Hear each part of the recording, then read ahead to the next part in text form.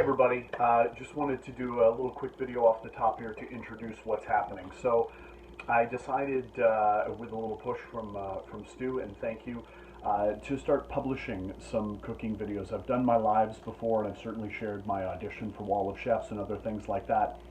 But what I'm doing is bringing back sort of a concept I'd tossed around for a little while of my confined kitchen. Seem to have a little more impact now with everybody being confined. So that's what these are going to be, somewhere in the 20 to 30 minute range. Going to try and give you some good instruction, give you the ingredients list and everything else at the top of the video. This is the first one, so a couple of caveats before it gets started. One, there's going to be a learning curve in terms of my editing and the production of these kinds of things. I'm going to get a different mic situation so you can hear me a little bit better. I've got about 3 of these filmed, but things will get better as we go along. 2, for this first one in particular, I had a secondary camera set up over here with my iPad to try and film some things in the pan. It didn't go well. It crapped out after a little while and I didn't realize it. So I'm kind of going to second camera a few times here to show you some stuff up close. Yeah, you're not going to be able to see it at all. So I apologize for that. We get to see the end result. I feel like I'm giving some good descriptions as to what I'm doing. I've rectified the situation for a secondary camera for the other videos, so we'll just keep plugging along and giving it a try. But I just want to let you know that off the top. I'm hoping that these can maybe bring some ideas to the kitchen for you, especially as we're in quarantine and confinement and self-isolating. This is one of the ways I like to relax, and it's something I want to bring across to everybody, and maybe bring a little bit of joy to the situation, some levity, and maybe some new ideas for some things you can cook. I'm going to try and put 2 or 3 of these out a week, and it should be great. So apologies for being off camera on this one. We'll give it a try. So enjoy. I'll keep putting these out. Thank you as always for supporting everything that I do, and thanks for watching. Anyway, enjoy.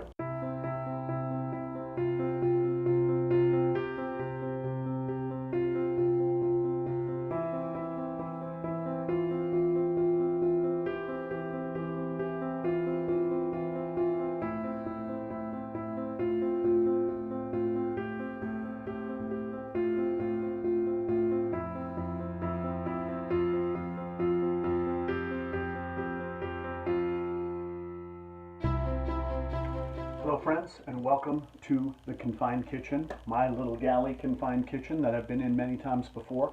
Just wanted to start putting out some more cooking and food content, especially during this time, working with the things that maybe we have in our kitchen, maybe going over some simple, pretty straightforward skills, maybe taking the things that we have and doing something a little more advanced. I know things are scary. I want to try and bring some of that joy that I feel when I'm in the kitchen to all of you. So I'm here and just thought I'd start with a nice simple lunch that I'm going to do. So I've got a few ingredients here with some leftovers. I've got some banger sausages that I had yesterday with my brunch that are cut up in there.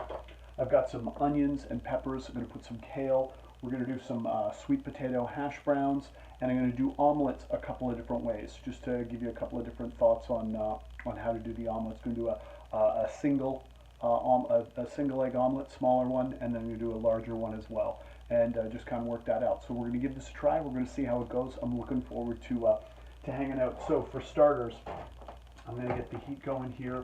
We're going to do some sweet potato. I've just cut the ends off there, and I've got my grater, and I like to do long strokes on this, so we're going down this way.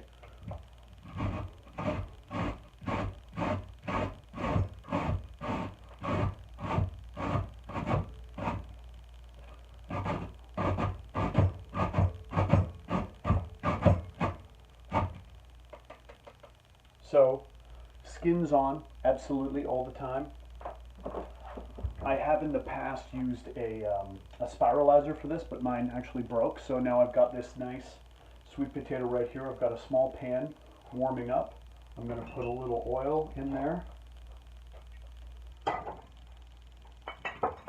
Pan's getting nice and warm. We're just going to throw that straight in. And we're going to cook those down a little bit with some Tex-Mex spices. Get the rest of this off of here. And while that gets going, we'll put a little salt on that. Pretty straightforward, just straight up with the grater. Long slices, so it's a little more of a hash brown feel. Pretty straightforward.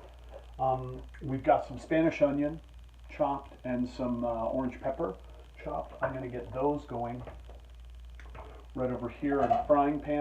We have a second camera situation going on. We're going to see how this goes in the edit. So I'm going to get that happening, and then I'm going to get some kale going. So we're going to oil this pan.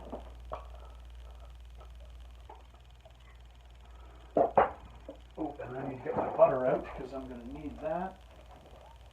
And I'm going to need some kale.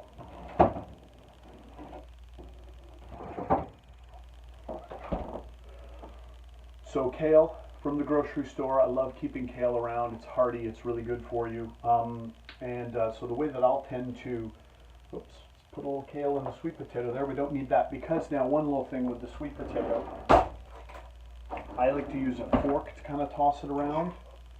I've got it on about a medium high right now, but just getting that going. I've salted it. I'm going to do, this is one of my favorite spice mixes. It's just a Clubhouse Tex-Mex. It's really great. I use this one all the time. Going to spice that up, leave that out because I'll probably need it. I'm just going to keep those going. You want to keep it about a medium-high heat here. We don't want them to get too brown. All right, we've got that getting nice and hot. Onions in. And peppers in. Okay, and then we're going to chop some kale to put in there as well. So what I tend to do is take the single pieces of the kale, you're just holding at the end and you're literally just stripping it right off like that. And you get those leftover bits out of there.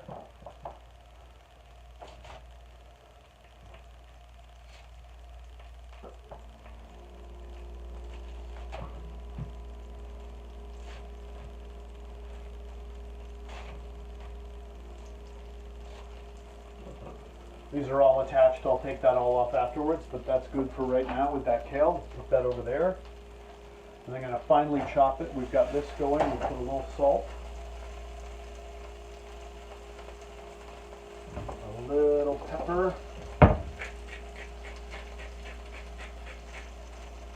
Maybe more than a little pepper. And this skill right here, you got to kind of, you got to work on it. Just take some time, a little forward, a little back. A little forward, a little back. Just to toss that around. We're going to give that a bit of the Tex-Mex as well. Just a little of that, and then what I think I'll add is a little cumin. Just love the flavor of cumin. A little shake of that, and just a hair of garlic. Okay, maybe more than a hair. You know, for a bald guy, a hair is, it's a relative term. Turn that down a little bit. So it's getting hot. All right, let's chop some kale. I like a fine chop, so you're going to hold it all together.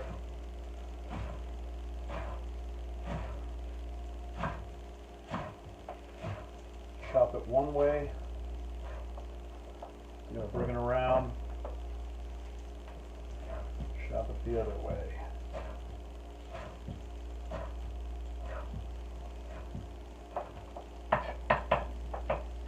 Okay, that's all ready to go. Get these peppers going. Keep an eye on the sweet potato. See, it's already starting to brown on the one side there.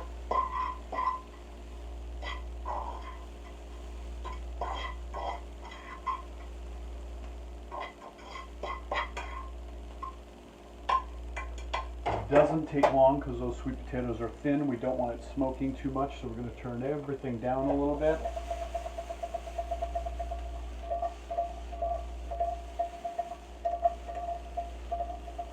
All right, now we got our chopped kale straight in there.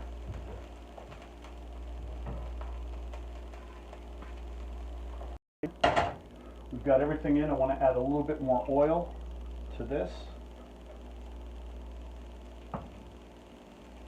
And then I need a little something Whoop, I lost a piece. The tossing around doesn't work as much once we get bits going. And I want to keep that nice and low, below medium. Don't want to burn the kale. Just get that going. And while that's warming, because these bangers are already cooked and chopped, I'm going to throw them straight in. Because we're just going to heat this all up. And then we're going to keep it warm to the side as we make omelets a couple of different ways. Because I want to show sort of a single person, like a one egg omelet, and then a 2 egg omelet, something a little bit larger, getting the fold in there. We'll see how it goes. It's always a risk, and I don't want to, you know, risk too many eggs. But anyway, we'll keep her going. So getting some nice browning on the sweet potatoes. You see, I like them with a little bit more spice.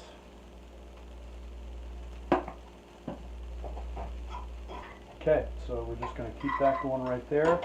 Sorry, I kind of got lost in the moment and forgot what I was doing. Well, didn't forget what I was doing. This is my problem sometimes with doing videos like this, is as someone who cooking is how I relax and how I chill out, then you know, talking to camera is something I have to be constantly reminding myself to do. So we've got a nice little bit of warming there.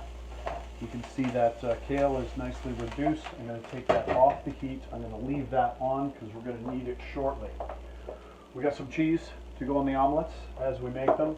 We got, because, well, it's me, avocado, because it's the greatest and I love it. Don't judge me. So we're going to keep those nice and warm.